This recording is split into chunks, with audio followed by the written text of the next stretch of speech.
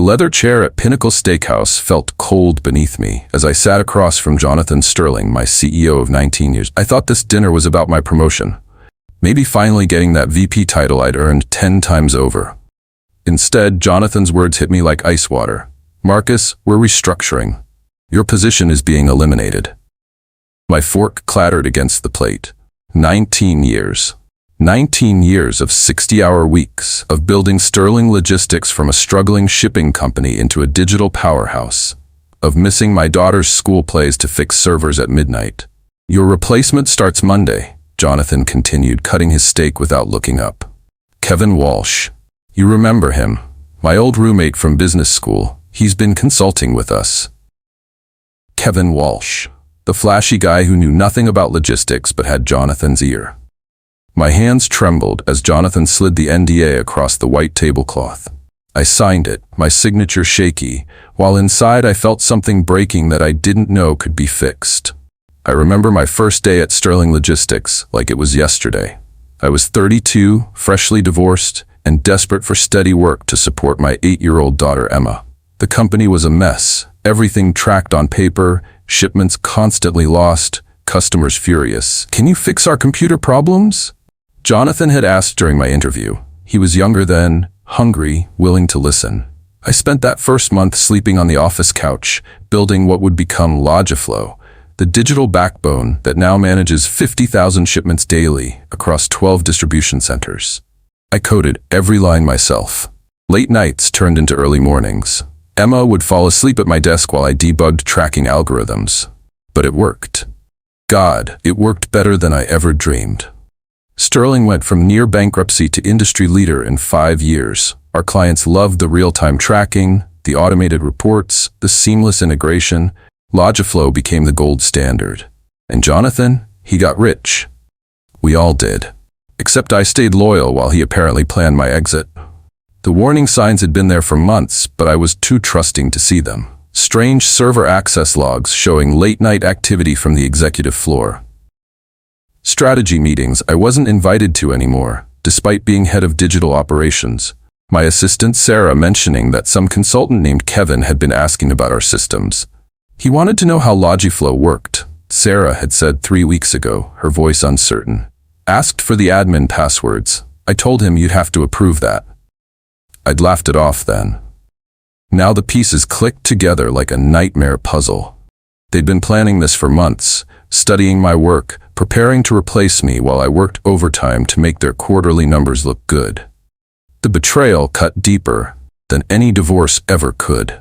At least my ex-wife had the decency to tell me she was leaving before she started sleeping with someone else.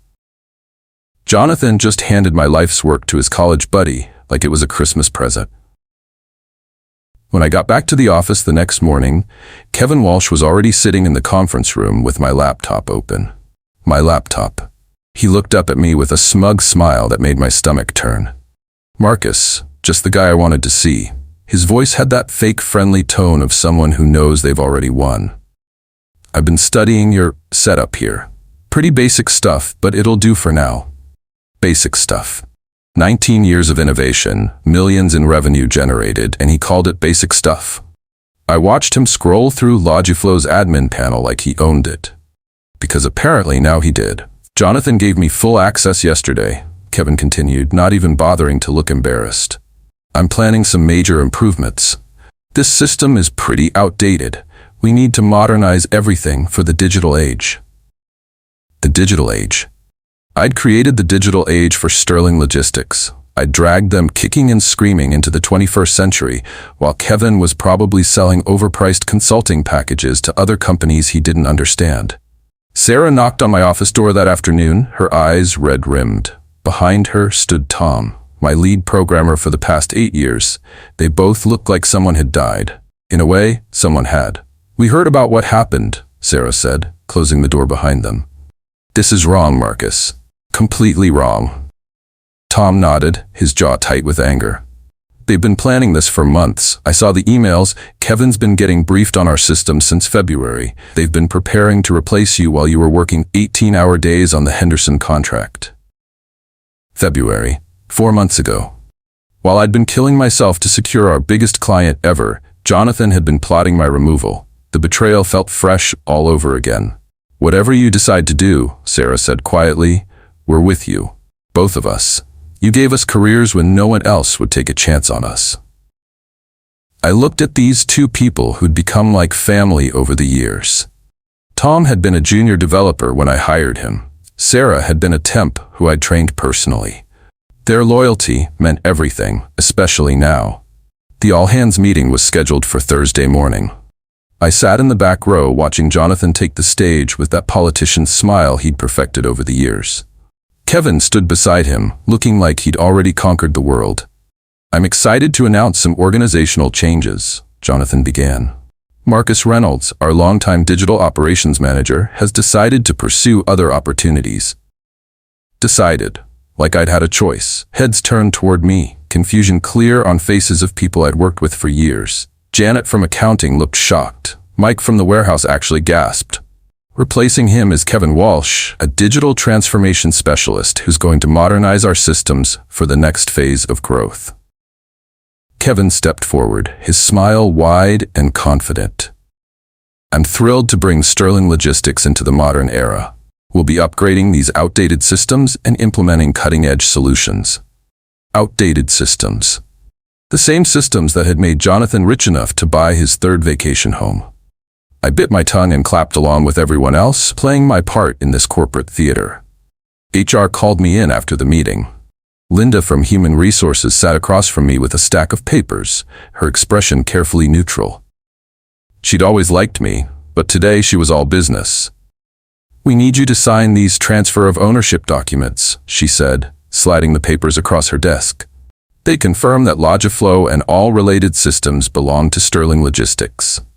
I read through the legalese carefully. They were claiming complete ownership of everything I'd built, trying to erase my contribution entirely.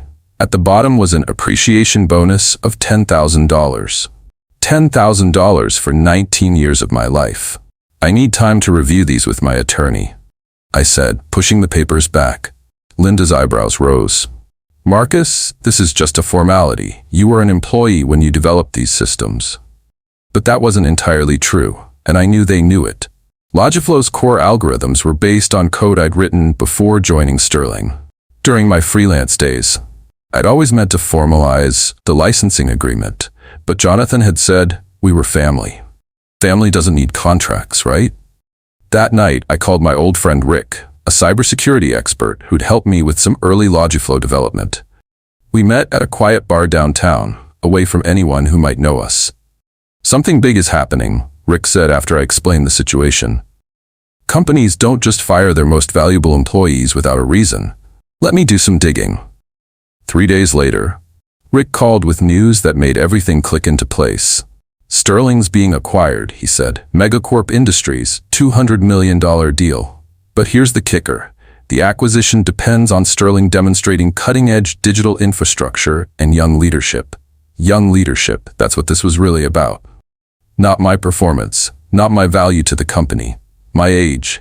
At 51, I was apparently too old to represent Sterling's innovative future. Kevin, at 38, looked better in PowerPoint presentations to corporate executives. "The due diligence is happening in 6 weeks," Rick continued. "They need everything to look perfect for Megacorp's team." Rick's investigation went deeper than I expected. He'd always been thorough, but this felt personal for him too. What he found made my blood boil. "They've been planning this for 8 months, he said, showing me printed emails he'd somehow obtained. "Remember that system failure last December, when you worked 72 hours straight to get everything back online?" I remembered. It had been a nightmare. Corrupted databases, crashed servers, angry clients calling every hour. I hadn't slept for 3 days, living on coffee and determination. Sterling had lost hundreds of thousands in that outage. "While you were saving their company," Rick continued, "Jonathan and Kevin were already discussing your replacement. Look at this email timestamp. 2 a.m., December 15th. You were still in the server room fixing their problems." The email chain was devastating. Jonathan complaining about old guard thinking, and Kevin suggesting they needed fresh blood for the Megacorp transition. They'd watched me sacrifice everything to save their company while planning to throw me away like yesterday's newspaper. That weekend, I dug through my old files looking for anything that might help. In a dusty box in my garage, I found an external hard drive from my freelance days. My hands shook as I plugged it in. There it was. The original LogiFlow source code, dated 18 months before I joined Sterling. My email correspondence with early clients. Most importantly, a series of emails with Jonathan from my first year, where he explicitly acknowledged my ownership and promised to work out a proper licensing agreement when we have time. We never had time. Or rather, Jonathan never made time. He was too busy getting rich off my work to formalize our partnership. I made copies of everything, storing them in multiple locations. If Sterling wanted to claim they owned LogiFlow, they'd have to explain why I'd created it before I ever worked for them. They'd have to explain why their CEO had acknowledged my ownership in writing. I finally had them. Monday morning brought an unexpected call from Jonathan. His voice was tense, rushed. "Marcus, we need to accelerate your transition. Kevin's ready to take over immediately." "I thought I had 6 weeks," I said, though I wasn't surprised. Something had spooked them. "Change of plans. 2 weeks. We need to move fast on some new initiatives." New initiatives. The megacorp due diligence was probably happening sooner than expected. They needed me gone before anyone could ask awkward questions about who actually built their digital infrastructure. I agreed, keeping my voice calm. 2 weeks was perfect, actually. It gave me just enough time to implement my insurance policy. Kevin had already started making changes to LogiFlow, adding his own improvements that mostly broke things that were working fine. I watched him stumble through code I could navigate blindfolded, pretending to be the expert, while secretly hoping he wouldn't crash everything before I was ready. Tom and I worked late that week, officially training Kevin, but actually preparing for what came next. In a locked server room that Kevin didn't even know existed, we copied every line of original code, every system log, every authentication certificate. "Are you sure about this?" Tom asked as we worked. "This could get ugly." I thought about 19 years of loyalty, of missed family dinners, of building something beautiful only to watch it be handed to someone who called it basic stuff. "It's already ugly," I said. "We're just making it fair." I gave Sarah a sealed envelope on Friday. "Only open this if something happens to me or if the company tries to sue me," I told her. She nodded, understanding the gravity without needing details. Inside was everything. The original code, the email chains, Rick's investigation results. If Sterling wanted to play hardball, I had ammunition that would end the game permanently. Over the weekend, I filed provisional patents on LogiFlow's core innovations. The patent office accepted them based on my documented creation dates, all predating my Sterling employment. I also set up an independent server, hosting a complete backup of the system. Then came the crucial part. I added a few lines of code to LogiFlow's core, a license check that ran every startup. Most software has similar features, but this one was special. It would accept any valid license key, but if no key was provided, the system would shut down after exactly 7 days. I set the countdown to start the day after my employment ended. 7 days seemed fair. Enough time for them to realize they needed me, not enough time for them to rebuild from scratch. The beautiful part was that the license check was buried deep in the system architecture, invisible unless you knew exactly where to look. Kevin would never find it. He barely understood the surface-level code, let alone the foundational algorithms. My final week was strangely peaceful. Kevin had settled into my old office, rearranging everything, and acting like he'd built the place himself. He'd already announced major improvements to clients, promising revolutionary updates that I knew he couldn't deliver. Jonathan seemed relieved, probably thinking he'd dodged a bullet. The megacorp deal was moving forward smoothly. Kevin looked young and dynamic in meetings, saying all the right buzzwords about digital transformation and innovative solutions. I documented everything meticulously. System passwords, server configurations, maintenance schedules. If they wanted to keep LogiFlow running, they'd need this information. Whether they'd get it would depend on how they treated me during our final negotiation. Sarah kept giving me worried looks, but I just smiled. Tom seemed nervous too, probably wondering if our plan would actually work. I wasn't worried. I'd spent 19 years building LogiFlow. I knew exactly how to turn it off.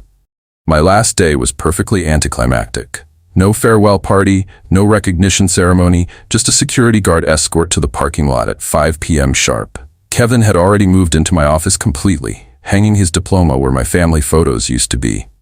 As I loaded my personal items into my car, I checked my phone. 5:43 p.m. I opened a custom app I'd created and pressed a single button. Somewhere in Sterling's server room, a countdown began. 7 days, starting now. I drove home slowly, taking the long way. Emma called to check on me. She was 27 now, a successful teacher who'd turned out amazing despite my chaotic work schedule. We made plans for dinner that weekend. For the first time in years, I had time for family. The next morning, I didn't set an alarm. I woke up naturally, made coffee, and sat on my back porch, watching the sunrise. In exactly 1 week, Jonathan Sterling would learn what I was really worth. Until then, I was going to enjoy my first real vacation in 19 years. For 6 glorious days, Kevin basked in his stolen glory. He gave interviews to trade publications about revolutionizing logistics through innovative technology. He promised megacorp executives even more improvements, claiming he could increase efficiency by 30% within 6 months. Sarah texted me updates throughout the week. Kevin had fired 2 of my best developers for questioning his vision. He'd implemented changes that broke the mobile app interface. He'd promised clients features that were technically impossible with our current infrastructure. He has no idea what he's doing, Sarah wrote. But Jonathan keeps praising him in meetings, says he's exactly what Sterling needed. I smiled, sipping my morning coffee. Jonathan was about to learn the difference between having a system and understanding a system. Kevin could operate LogiFlow the same way someone could drive a car without knowing how the engine worked. But when the engine broke down, knowing where the gas pedal was wouldn't help. Monday morning, 8:43 a.m. I was reading the newspaper when my phone started buzzing with notifications. Sarah's text came first. Systems down. Everything's down. Kevin's panicking. Then Tom, LogiFlow crashed completely. All distribution centers offline. Kevin screaming at everyone. I poured another cup of coffee and opened my laptop. Through my backdoor access, I could see the chaos unfolding. Every Sterling terminal was showing the same message. License expired. Please contact system administrator. 50,000 shipments were frozen in digital limbo. 12 distribution centers had no idea what trucks were coming or going. Customer service phones were probably ringing off the hook as clients realized their packages had vanished into the void. Kevin would be frantically calling tech support, not understanding that he was the tech support now. But you can't support a system you never truly understood. And you can't fix a problem when the solution requires admitting you were never qualified for the job in the first place. My phone rang at 11:30 a.m. Jonathan's name appeared on the screen, and I let it ring 3 times before answering. Marcus. His voice was tight, controlled, but I could hear the panic underneath. We need to talk. About what, Jonathan? I'm enjoying my retirement. Our system is down. Kevin says there's some kind of licensing issue. I leaned back in my chair, savoring the moment. LogiFlow requires a valid license to operate. The previous license expired when my employment ended. You'll need to purchase a new one. Silence. Then, from who? From me.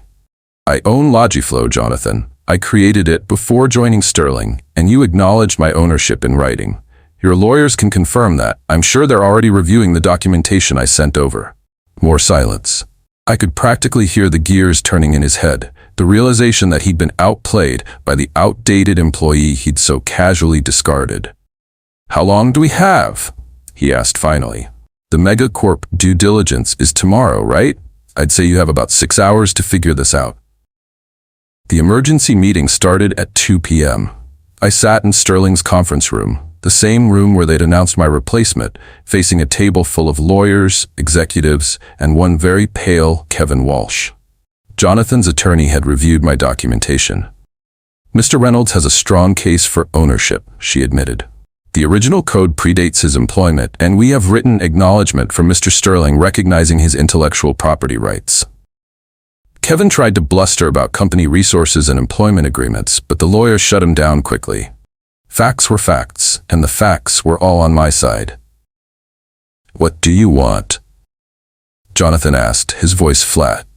I'd had a week to think about this moment. I could have destroyed them completely, demanded ownership of the entire company, or sued for damages that would bankrupt Sterling. But revenge wasn't the point. Recognition was. "A new licensing agreement," I said, "with proper royalties, official recognition as LogiFlow's creator, and a public apology acknowledging your mistake." By 6 p.m. we had a deal. Sterling would pay me substantial ongoing royalties for LogiFlow usage, more money than my salary had ever been. They'd issue a public statement acknowledging me as the system's creator and apologizing for the miscommunication regarding my departure. Most importantly, the NDA was voided. I could tell my story now, publicly and completely. I entered my license key into the system personally, watching 50,000 shipments come back to life across 12 distribution centers. Customer service calls would start flowing again. The Megacorp deal could proceed. Jonathan signed the papers with shaking hands. 19 years of partnership had ended in a sterile conference room, reduced to legal documents and financial terms. But at least now those terms were fair. As I left Sterling's office for the second time in 2 weeks, I felt lighter somehow. Not because of the money, but because of the recognition. My work finally had my name on it. Kevin Walsh was quietly terminated the following week. The official statement mentioned strategic realignment and different vision priorities, but everyone knew the truth. The golden boy who'd promised to revolutionize everything had lasted exactly 1 week before crashing the entire company. I heard through Sarah that his exit was less dignified than mine. No severance package, no NDA, just security escort and a box of personal items. Several major clients had threatened to leave after the system failure, blaming Sterling's management instability.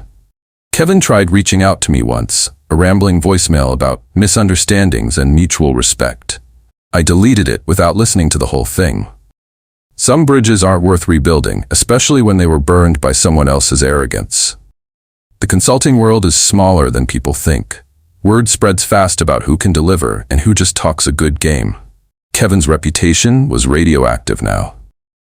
My phone, meanwhile, wouldn't stop ringing. The call that changed everything came from Patricia Chen, Megacorp's Chief Technology Officer. "Mr. Reynolds, we were impressed by your handling of the Sterling situation. Would you be interested in discussing a consulting opportunity?" Megacorp wanted me to lead digital transformation across all their acquisitions. The salary was triple what Sterling had paid, with complete autonomy and equity options. I'd be working with dozens of companies, implementing LogiFlow-style solutions across multiple industries. "I have one condition," I told Patricia during our meeting. "I choose my own team." She smiled. "Of course. Who did you have in mind?" I thought about Sarah's loyalty, Tom's technical skills, all the talented people still trapped at Sterling under incompetent leadership. This wasn't just about my career anymore. It was about building something better with people who deserved better. "Give me a week," I said. "I'll send you a list." Marcus Reynolds Consulting opened its doors 6 weeks later. Sarah joined as operations director, Tom as chief technology officer. Within a month, half my former Sterling team had made the transition, lured by better pay, real recognition, and the chance to work on cutting-edge projects. Our first major contract was deliciously ironic, helping Megacorp modernize Sterling's competitors. Companies that had struggled to match LogiFlow's capabilities for years were suddenly leapfrogging Sterling with our newest innovations. Jonathan called once, his voice hollow. "You're destroying us, Marcus." "I'm competing with you," I corrected. "There's a difference. You taught me that business isn't personal, remember?"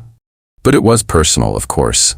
Every contract we won, every client we served, every problem we solved was proof that experience and loyalty mattered more than connections and politics. We weren't just building systems, we were building careers for people who'd been overlooked and undervalued. I ran into Jonathan at a networking event 6 months later. He looked older, tired, like a man carrying weight he couldn't put down. The Megacorp acquisition had gone through, but at a reduced price after the system failure. "You won," he said quietly, no longer the confident CEO who'd once dismissed my contributions. I thought about that for a moment. Winning implied a contest, a game with clear rules and fair play. What we'd had was something different, a relationship destroyed by betrayal and rebuilt through necessity. It was never about winning, I told him. It was about being valued for who you are, not discarded for who you're not. Jonathan nodded slowly, understanding finally what he'd lost. Not just an employee, but a partner who devoted 19 years to building his dream. Some mistakes can't be undone, only learned from. He walked away without another word, a broken man leading a company that had barely survived its own short-sightedness. Today I'm sitting in my new office, 40 floors above the city, watching my team work on projects that would have been impossible at Sterling. The phone rings constantly with new opportunities. Companies want systems like LogiFlow, but more importantly, they want the expertise to build and maintain them properly. Emma visits regularly now that I have time for family. She's proud of how I handled the Sterling situation, proud that I stood up for myself instead of just accepting unfair treatment. "You taught me that loyalty should flow both ways," she said during our last dinner together. I think about systems a lot these days, not just computer systems, but human systems. How they function, how they break, how they can be repaired or replaced when necessary. Some systems are built on trust and mutual respect. Others are built on exploitation and false promises. The city lights twinkle below as I finish reviewing our latest project proposal. Tomorrow, we'll start building something new, something better, something that honors the people who create it instead of discarding them for convenience. My phone buzzes with another client inquiry. I smile, finally understanding my true worth, not just as a programmer or consultant, but as someone who builds systems that last because they're built on the right foundation, the foundation of respect.